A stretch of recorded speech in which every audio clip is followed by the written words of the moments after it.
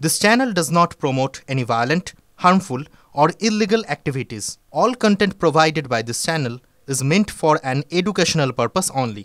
কি অদ্ভুত না আমাদের এখানে সব ওই কোথায় জ্যোতিপ্রিয় মল্লিকের কথা শুনছেন হাসপাতালে বসে অপারেট করছেন, কোথায় আরেকজন কথা শুনেছিলাম ওই ঝাড়খণ্ডের জেলে বসে আছে সেখান থেকে আমাদের এখানে অপারেট করছে, রিমোটে চলছে পুরো চারপাশটা ক্যাজুয়াল ভঙ্গিতে।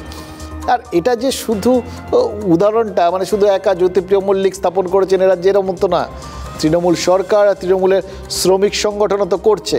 মুখ্যমন্ত্রী মমতা বন্দ্যোপাধ্যায় 24শে জুন নবান্নে প্রেস কনফারেন্স করেছিলেন, বলেছিলেন ফুটপাত থেকে এই সমস্ত যারা জবরদখল করে রয়েছে তাদের উচ্ছেদ করতে হবে, বেআইনি নির্মাণ ভাঙতে হবে, আর সরকারি জমি জায়গা যারা দখল করে আছে তাদের উৎখাত করতে হবে। 3টে নির্দেশ, ফুটপাত, বেআইনি নির্মাণ, সরকারি জায়গা জবরদখল। এর মধ্যে ফুটপাত থেকে হকার তোলার নির্দেশটা রাজ্যের পুলিশ প্রশাসনের সব থেকে পছন্দ হয়েছিল। শুরু মানে মুখ্যমন্ত্রী বলতে না বলতেই সঙ্গে সঙ্গে শুরু হয়ে গেছিলো। 24শে জুন সন্ধ্যে থেকে হকার তুলতে নেমে পড়েছিল পুলিশ। প্রথম রাতে পর ওই সমস্ত হকার উচ্ছেদের পর তারপরের দুদিনও চলল। কিন্তু 27শে জুন মুখ্যমন্ত্রী আবার একটা প্রেস কনফারেন্স করে যুদ্ধবিরতি ঘোষণা করে দিলেন, বলেন ফুটপাতে যারা ব্যবসা করছেন তাদের 1 মাস সময় দেওয়া হোক।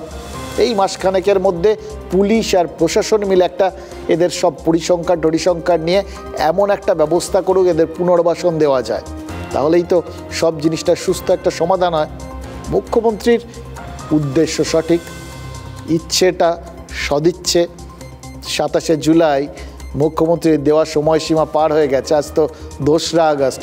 প্রশাসনের কাছে হকারদের ঠিকুজি কুষ্টি চলে এসছে নিশ্চয়ই, তাই তো হওয়া উচিত। মুখ্যমন্ত্রীর নির্দেশ যখন তখন তো সেটা কার্যকর হওয়াই উচিত, তাই না? কিন্তু না, মজাটা কি জানেন, সার্ভে শুরু হচ্ছে আজ থেকে।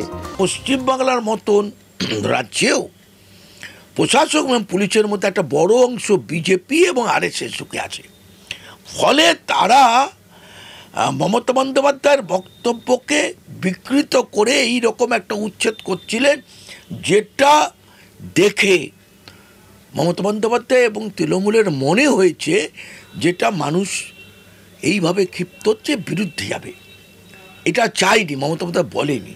প্রশ্ন হচ্ছে সার্ভে, সেটা আগেও হচ্ছিল এখন হচ্ছে, একদমই ঢিমেতালা হয়নি। আমাদের সার্ভের যে কাজ সেটা পুরোদমে চলছে। এখানে কোনো কনসিস্টেন্সি নেই, যেখানে কোনো প্ল্যানিং নেই, সেগুলো তো সমস্ত আইবশ, মানুষকে বোকা বানানো, মানুষকে এইটা একটা ইমপ্রেশন দেওয়া। কিন্তু এখন কি মনে হচ্ছে জানেন, মমতা বন্দ্যোপাধ্যায়ের ওই কড়া অবস্থানকেও কেউ এখনও একইভাবে ক্যাজুয়ালি নিচ্ছেন।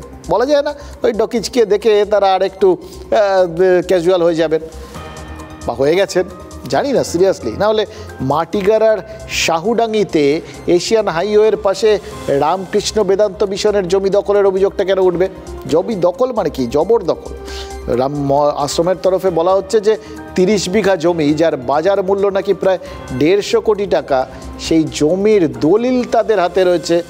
2 বছর ধরে মিউটেশনের চেষ্টা হচ্ছে, কিন্তু এর মধ্যেই নাকি দলিল জাল করে মালিকানা বদল করে নেওয়া হয়েছে, আর সেই জাল দলিল দেখিয়েই নাকি মিউটেশনও করে নিয়েছে দখলদাররা।